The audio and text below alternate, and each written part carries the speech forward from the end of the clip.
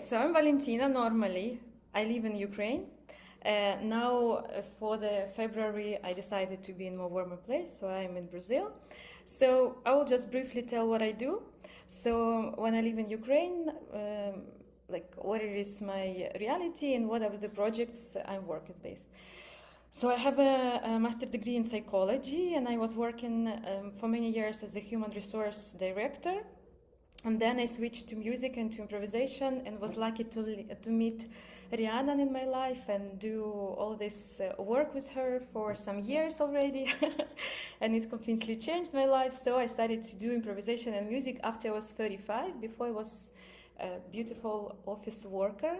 So now I have a couple of albums. And I really studying traditional Ukrainian music, and it's traditional Ukrainian music together with improvisation brought a lot of my attention to improvisational practice as a part of ritual experience, because both traditional music and improvisational music are concentrated about ritual and performing the ritual. I will talk a little bit more about that later.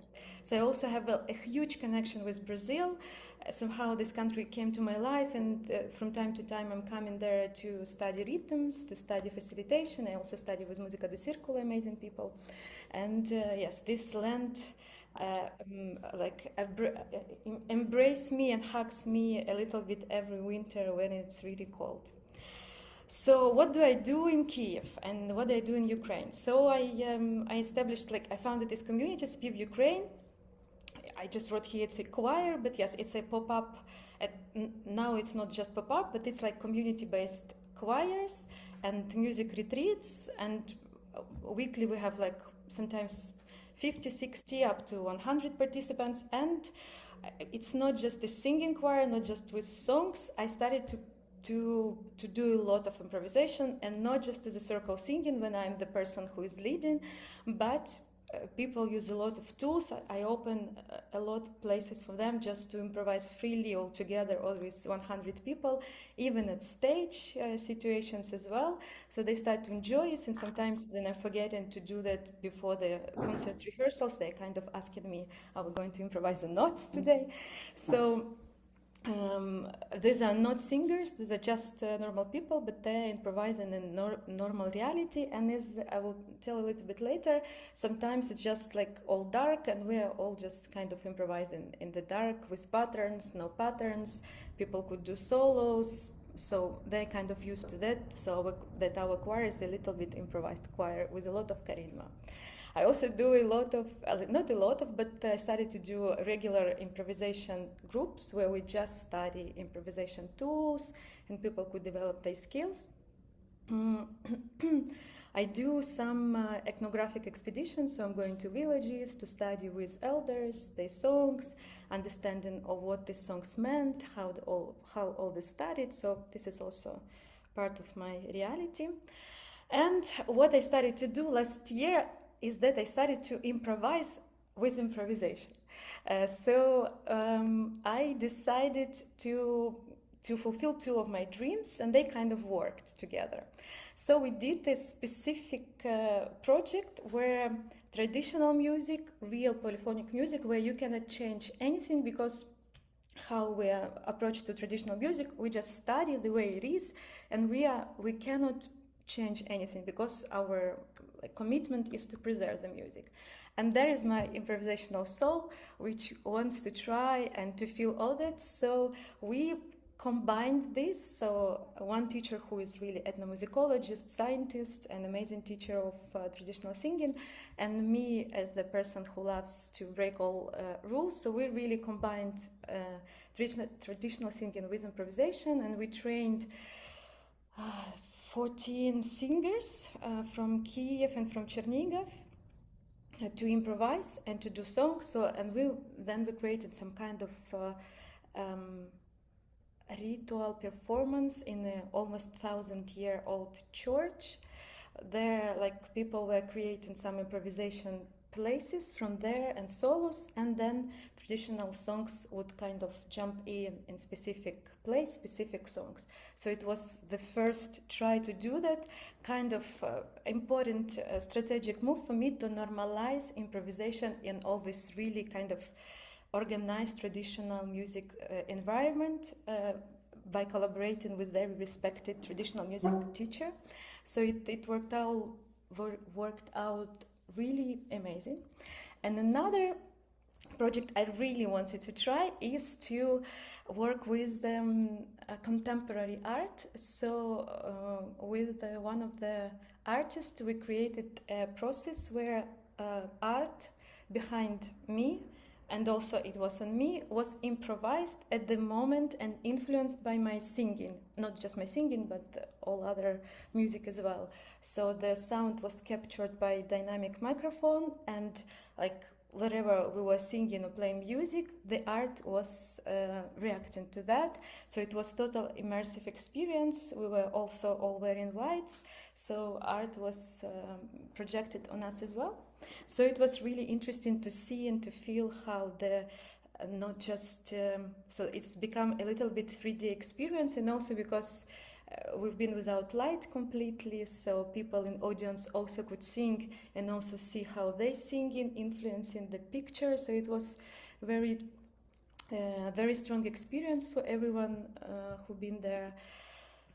This I also teach teachers, blah blah blah. So teach teachers to how to teach improvisation and how to use tools of trauma-informed leadership, tools of trauma-informed facilitation, and tools of improvisation in classes. Because so me and my colleague, we established forum for musical educators in Kiev, and many of other teachers, they do live really close to war action, but actually there is almost none cities now that are kind of not close to war action. So even it's really not in close proximity to war.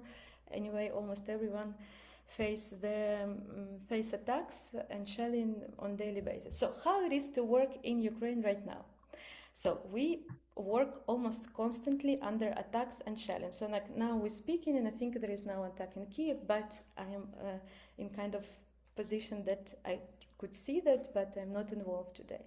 So air raid sirens is a part of our daily life, but we as people who need to live and to work, we kind of learn to adapt. So it's not this that with every air raid we going to shelter. So we kind of decide, we have apps to decide if it's like really, really dangerous, or we could kind of play with life and God today. So really often we conduct our sessions in shelters, in bomb shelters, but there's like, I cannot say that there was a lot of them built. So it's normally basements, or like for sleeping or for something, it would be a metro or something like this. But so when we are booking classes and trying to understand, so you need to think a lot of things like, does it have basement, or is the class going to be in the basement? If something's going to happen, where are we going to go? Like, so you need always to remember about this, then you are actually planning things. When the electricity, so this like power, like blackouts, it's not just frequent, how I wrote here, it's just reality. We are having electricity less when we don't have it, at least it was when I was living this time. So many places do have generators already, but for example now when it's so cold, they not always work. So we kind of start to be really flexible in understanding that it's just going to be how it's going to be. You could be like, if you need some electricity, you could bring some big power banks. If no, maybe just candles and something else. So yes, it's really often my sessions with people is just about like singing in the dark, which kind of opens a lot. So what about the emotional reality? So you may not see this, but everyone is constantly tired, sleep deprived, but people have to continue work and live. So because we're under attack almost every night. So, and what is another like representation of this time is that all people is in a state of ongoing trauma. And normally when we are working with people in trauma, how does it seem? Like person already left the moment, like left the place of trauma, trauma already happened, and then person is kind of in safe environment, and we're working from there. But what we're talking about, all Ukrainians, is that we are staying in ongoing trauma, and we really don't know when the trauma is going to end. So this is quite unique experience, which is kind of frustrating. And then, like, you know, it's like with a long marathon, you're tired, you find new sources for living, and this is like this ongoing and ongoing. So what else is that what I tend to see is that Ukrainians, we as a community, started to become more and more closer inside the country, because it's becoming obvious that it's growing fatigue with the war. People are tired about all that. So there is like a lot of feeling that we are alone with all this. So like people are close up and kind of started to separate ourselves from like all other world. But in all this, businesses are trying to work. I'm as a teacher also try to work, so I still need to organize, facilitate, sell, conduct, come to people and be in touch with reality, and but still create the place to conduct things. So sometimes what it is like what it is happening, that we could know that some in the class just lost a member of family or something like that. So this is, death is really a day-to-day situation, and it's kind of become really, really normal for us. And also sometimes news, like there is always bad news. There is no day without like something horrible happens. So, but we cannot postpone and cancel everything all the time. So it's strange how we started to like decide how it is, like, is it bad enough today to cancel everything, or we continue? So this is what organizers and people, we kind of have this interesting challenge to decide, should we do it today or shouldn't we do it today? Maybe if we already postponed, it's not going to happen. So we continue living.